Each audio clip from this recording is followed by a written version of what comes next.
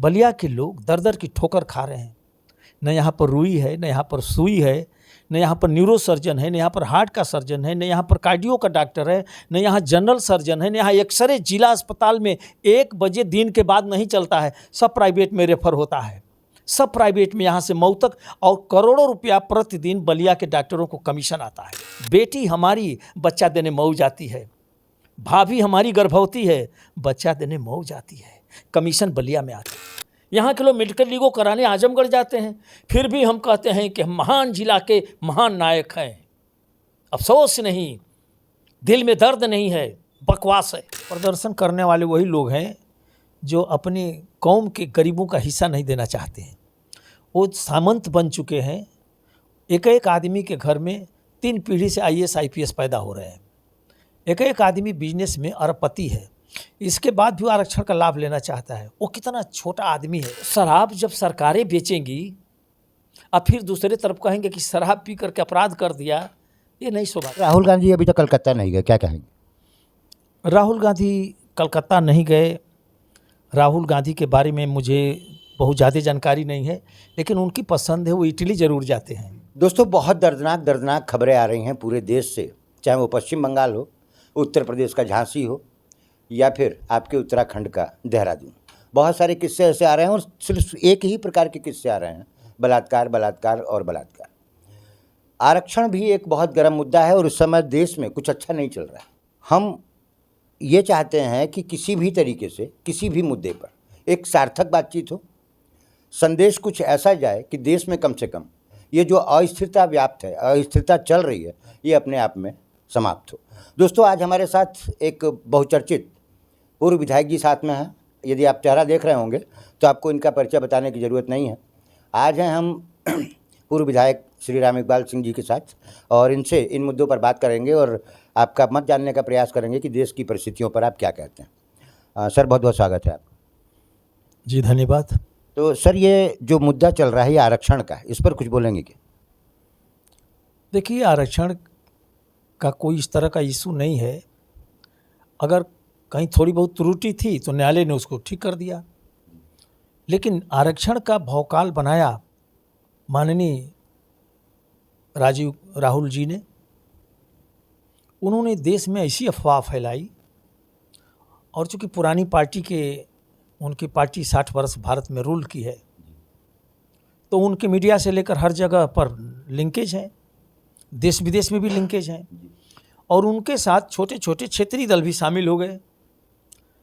उनको ये नहीं पता है कि भारत का संविधान बदलने के लिए 2/3 बहुमत चाहिए, और 2/3 बहुमत रहे या न रहे, भारतीय जनता पार्टी गरीबों, पिछड़ों, दलितों और OBC, आरक्षण में भी OBC के पक्षधर राष्ट्रीय सम्मेलनों में हमारे प्रस्ताव पास थे कि आरक्षण को, OBC को प्राथमिकता रखा जाए।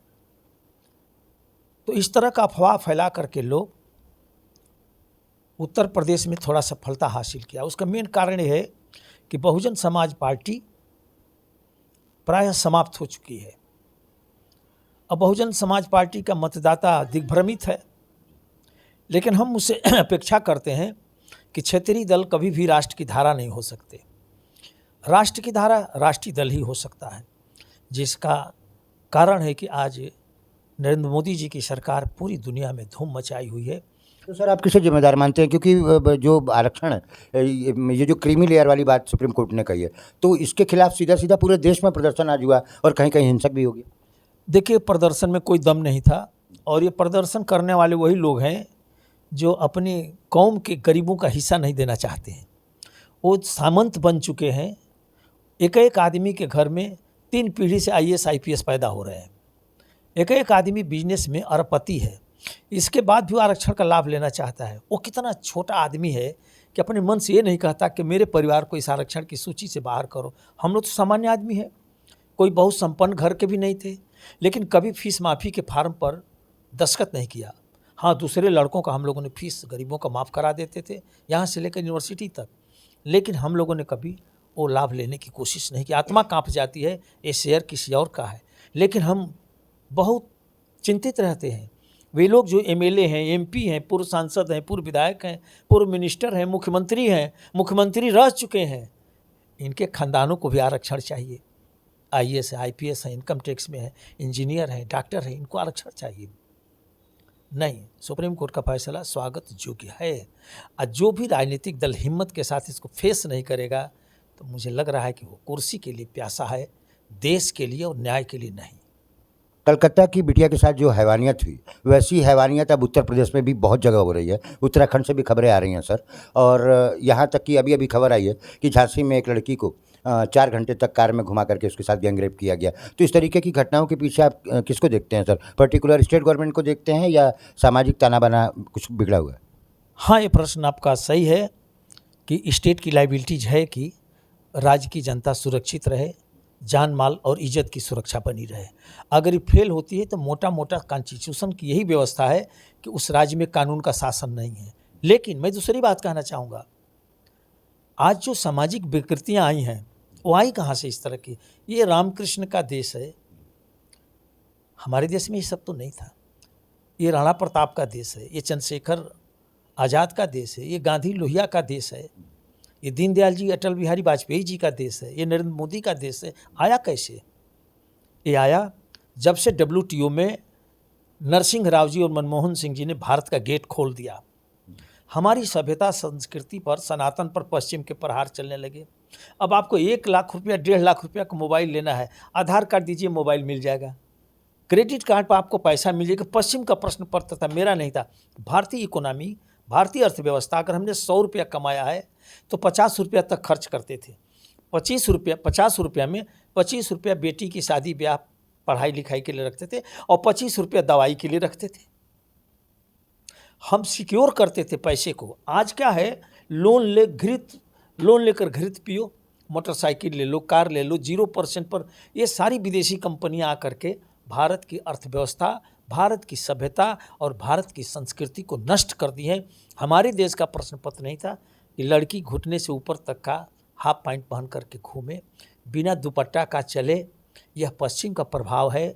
और इन विकृतियों को हमारे देश के जो लोग भी संभाल नहीं पा रहे हैं, दुख का कारण है। मैं मांग करना चाहता हूँ कि जो लोग भी दरिंदगी करते हैं उनकी कितनी भी बड़ी सज़ा हो, लेकिन समाज को अपनी सभ्यता नहीं छोड़नी चाहिए। अब आप एक मिनट सोच लें, अगर भारत के बड़े से बड़े नेता, बड़े से बड़े IAS, बड़े से बड़े जज अगर हाफ पैंट पहनकर घूमने लगे और टी-शर्ट पहनकर, देश के लिए शोभा नहीं देता। सबका एक ड्रेस कोड है, नेता का भी ड्रेस कोड है, वकील का भी है, डॉक्टर का भी है, जजेज का भी है, लॉयर्स का भी है, स्टूडेंट का भी है। फिर यह जो बीच में जो एक कल्चर डेवलप हुई है, जिसको पोर्न वीडियो ने, मोबाइल में जो पाप रखा गया है, इसने भी सेक्सुअल क्राइम के लिए बहुत अवसर प्रदान किया है। उसमें हर तरह का क्राइम है। और 9 बरस से लेकर के और 40 साल का लड़का जो बेसिकली किशोर है, उस पर बहुत बैड इम्पैक्ट है। और वो आपका न्यूज़ नहीं देखता है कि उसको पता है कि क्या हो जाएगा इससे, वो अपराध कर बैठ रहा है। लेकिन वे लोग भी अपराध कर रहे हैं जो भूखे भेड़िया होंगे। दूसरी बातें कहना चाहूँगा, शराब क्यों नहीं बंद कर दिया जाता है? जघन्य अपराध बिना शराब पिए नहीं होता। तो शराब जब सरकारें बेचेंगी और फिर दूसरे तरफ कहेंगे कि शराब पी करके अपराध कर दिया, ये नहीं शोभा देता है। माफ़ कीजिएगा सर, आपको बीच में रोक रहा हूँ। दोस्तों, विधायक जी ने 2 महत्वपूर्ण बातें कहीं कलकत्ता की बिटिया को लेकर के, या फिर उत्तर प्रदेश में या उत्तराखंड में जो घटनाएं हुई हैं उसको लेकर के, और दोनों महत्वपूर्ण बातें अपने आप में बहुत सटीक हैं दोस्तों। इसलिए क्योंकि मोबाइल ने जितनी हमारी ज़िंदगी को परिवर्तित किया है, ये आपको समझाने की ज़रूरत नहीं है। और शराब भी बहुत ज़बरदस्त, हम कहें तो पूरी तरीके से जिम्मेदार है इस तरीके के क्राइम के लिए। हाँ सर, आगे कंटिन्यू करिए, माफ़ करिए। जब मैं हाई स्कूल इंटर में पढ़ता था तो शराब के रसना में एक जगह बिकती थी। अब हर गांव में शराब बिकती है, दुकान बिकती है। अपने नागरिकों के साथ ऐसा व्यवहार क्यों? थोड़ा रेवेन्यू कम आवे न आवे, हमारे चरित्र का दमन करके रेवेन्यू आता है, तो मुझे लगता है इससे बड़ा अपराध भी कुछ नहीं हो रहा है। सर, राहुल गांधी अभी तक कलकत्ता नहीं गए, क्या कहेंगे? राहुल गांधी कलकत्ता नहीं गए। राहुल गांधी के बारे में मुझे बहुत ज़्यादा जानकारी नहीं है, लेकिन उनकी पसंद है, वो इटली ज़रूर जाते हैं। तो जब इटली जाएंगे तो कलकत्ता क्यों जाएंगे? पश्चिम बंगाल एक वीक गरीब स्टेट है। दूसरी बात है कि वो डरते हैं ममता बनर्जी जी से, क्योंकि ममता बनर्जी जी से डरते हैं वो लोग, कांग्रेस के लोग। उनको लगता है कि हमको कभी प्रधानमंत्री बनना होगा तो ममता जी सहयोग करेंगी, लेकिन नहीं, ममता जी तो खुद प्रधानमंत्री की कैंडिडेट हैं, उनको क्यों सहयोग करेंगी। तो वो वहाँ पर लोग नहीं जाते हैं जहाँ पर हिंदुओं के साथ जुर्म होता है, वहाँ नहीं जाएंगे। वो बांग्लादेश घूमने नहीं जाएंगे, नहीं, कह दिए कि बांग्लादेश घुमाएं थोड़ा, वहाँ हिंदू मारा जा रहा है टांग टांग करके, लड़के जवान युवतियाँ बूढ़ी बुजुर्ग घर में घुस घुस करके रेप और हत्या हो रही है। राहुल जी का बयान कुछ आया? कुछ नहीं बोलेंगे। ये देश में एक विदेशी लोगों का रूल है और भारत अब समझ चुका है, और ये लोग भी अपने आप में निराश और हताश हैं। जब तक सही बात नहीं बोलोगे, क्यों नहीं बोलते? अश्वत्थामा मरो नरो या कुंजरो, बोला सही, भगवान भले शंख बजा दिए, भगवान से युधिष्ठिर बड़े थे वहाँ पर, वो सत्य का साथ नहीं छोड़े, भगवान ने छोड़ दिया। तो सत्य के साथ चलो, माँ बहन किसी की भी है, उसकी इज्जत नहीं लूटी जानी चाहिए। हमने पूरे देश की बात कर ली दोस्तों। अब थोड़ा से एक क्वेश्चन हम जिले से ले लेते हैं। सर, एक 23-24 साल के लड़के को धरने पर इसलिए बैठना पड़ा कि जिला अस्पताल बलिया में न सुई थी न रुई थी, क्या कहेंगे? मैं आपसे कहना चाहूँगा, जिस जनपद ने, ये अगस्त महीना है, अगस्त क्रांति का नायक बलिया है, और बलिया इस 1942 में ही इसी अगस्त में आज़ाद हो गया। मुझे कहने में कोई गुरेज नहीं है। इस देश में इस जिले से जितने भी हमारे माननीय हुए, वो बलिया की सेहत पर ध्यान नहीं दिए। बलिया के लोग दर दर की ठोकर खा रहे हैं। 40 लाख की आबादी का जिला, न यहाँ पर रुई है, न यहाँ पर सुई है, न यहाँ पर न्यूरो सर्जन है, न यहाँ पर हार्ट का सर्जन है, न यहाँ पर कार्डियो का डॉक्टर है, न यहाँ जनरल सर्जन है, न यहाँ एक्सरे जिला अस्पताल में 1 बजे दिन के बाद नहीं चलता है, सब प्राइवेट में रेफर होता है, सब प्राइवेट में यहाँ से मऊ तक, और करोड़ों रुपया प्रतिदिन बलिया के डॉक्टरों को कमीशन आता है। ये लोग देख नहीं रहे हैं। इस काम से बेहतर है लड़ करके मर जाना। जिस जिले में जनता का इतना बड़ा अपमान हो, उस जिला के लोग गूंगी साधे हों, इस समझ से परे है। मैं बहुत जल्दी जिलाधिकारी को पत्रक दूंगा कि बलिया के अस्पतालों की हालत सुधारिए, वरना जनता अब कुछ कर सकती है।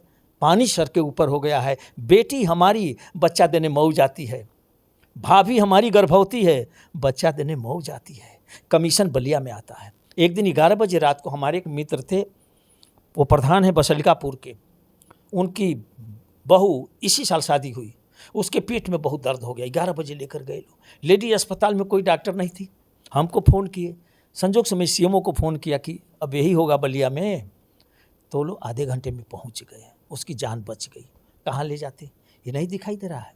यहाँ इतने हमारे वरिष्ठ लोग हैं, जिला चलाते हैं, चला भी रहे हैं, चलाए भी हैं, लेकिन यहाँ के लोगों के साथ न्याय नहीं किए हैं। किस कुर्सी में इतना दम है जो जनता से बड़ी हो? न बाढ़ रोक पाए और न ही अस्पताल की व्यवस्था ठीक कर पाए। ये दोनों अस्थायी होनी चाहिए थी। बिहार में बाढ़ आती है, कटान नहीं करती गंगा जी, और गंगा घाघरा दोनों एक साथ जल लेकर जाती हैं, कहीं कटान नहीं। तो लालू यादव जी जैसा चीफ मिनिस्टर, जिसको लोग गाली देते हैं, वो ठीक करा दिया था। सारी पक्की पिचिंग है। चीन ने हुआंगहो को बांध दिया दोनों साइड से 50 के दशक में। हुआंगहो को चीन का शोक क्यों कहते हैं, प्रश्न बनता था हिस्ट्री में। अब हुआंगहो नहीं कटान करती है, दोनों तरफ से कंक्रीट वाल से हुआंगहो को बांध दिया। आखिर क्यों नहीं बलिया में 2000 करोड़ का काम है, गंगा और घाघरा को पक्की आरसीसी दीवार बना करके कंट्रोल किया जा सकता है हर समय के लिए, जुगों जुगों के लिए। क्यों नहीं काम होता है? नहीं, ये गोरख धंधा हो गया है पेट पालने का।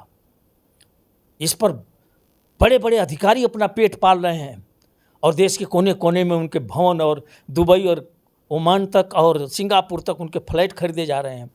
करोड़ों की लूट होती है वहाँ। और अस्पताल, जो लोग रोटी नहीं दे सकते हैं, जीने के लिए दवा की तो व्यवस्था कर दो। मुझे उम्मीद है कि जोगी जी की सरकार कुछ कोशिश कर रही है मेडिकल कॉलेज ले आने के लिए, लेकिन मेरा मानना है कि अदानी का अगर मेडिकल कॉलेज आ जाएगा तो मुझे लगता है कि उतनी महंगी दवा अफोर्ड करने की पोजीशन में बलिया नहीं है। यहाँ सरकारी मेडिकल कॉलेज आना चाहिए, और जब तक मेडिकल कॉलेज नहीं आ रहा है तब तक, चाहे वो रसड़ा हो, यहाँ भी जनरल सर्जन दीजिए, हार्ट का डॉक्टर दीजिए, ईसीजी मशीन चलनी चाहिए। अब जिला अस्पताल में जैसे महीनों से बिगड़ी हुई है, वहाँ पर सीटी स्कैन मशीन, वहाँ पर अल्ट्रासाउंड भी खराब पड़ा हुआ है। 1 बजे दिन के बाद एक्सरे नहीं होता, 8 बजे 1 बजे तक एक्सरे चलता है। आप सोच सकते हैं यहाँ के लोग मेडिकल लीगो कराने आजमगढ़ जाते हैं, फिर भी हम कहते हैं कि हम महान जिला के महान नायक हैं। अफसोस नहीं, दिल में दर्द नहीं है, बकवास है। मैं तो कहता हूँ कि लड़कर के समस्या पर लड़ते हुए मरा जा सकता है। जरूरी है क्या? अमर होने की जगह है क्या? लेकिन ऐसे बेईमान और भ्रष्ट लोग जो अपनी जनता से अपने पैसा वसूल कर रहे हैं, जो बलिया की जनता से यहाँ के डॉक्टर घर पर भर्ती करता है, घर पर लेता है, प्राइवेट अस्पताल में भेजता है, इनकी जगह जेल में होनी चाहिए और इनको एनएसए में गिरफ्तार करना चाहिए। रियल देशद्रोह ये है। विधायक जी की बेबाकी से हमारा मन नहीं कर रहा है दोस्तों की वीडियो बंद किया जाए, लेकिन मजबूरी है कि हम आपका ज़्यादा समय नहीं ले सकते। कैसा लगा हमारा ये छोटा सा प्रयास, हमें कमेंट में ज़रूर बताइएगा। दोस्तों, मैं हूं हरिओम श्रीवास्तव और आप मुझे यदि यूट्यूब पर देख रहे हैं तो आप देख रहे हैं यूनिक न्यूज़ 1, और यदि आप मुझे फेसबुक पर देख रहे हैं तो आप देख रहे हैं यूनिक न्यूज़ 1। बहुत बहुत धन्यवाद।